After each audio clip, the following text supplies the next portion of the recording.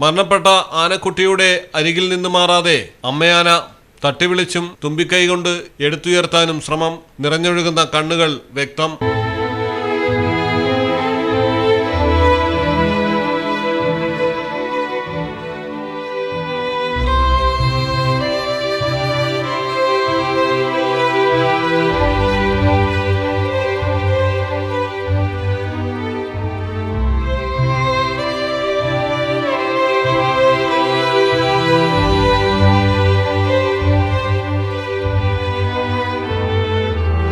ADFO ആയ ജയന്ത് മൊണ്ടാലാണ് ഈ ദൃശ്യങ്ങൾ റെക്കോർഡ് ചെയ്തിരിക്കുന്നത്. ദൃക്സാക്ഷികൾ പറയുന്നതനുസരിച്ച് ആനക്കുട്ടിയുടെ ജഡം ഉപേക്ഷിച്ച് പോകാൻ മടിച്ച് ദിവസങ്ങളോളം അമ്മയാന ജഡത്തിനരികിൽ കിടന്നു എന്നാണ്.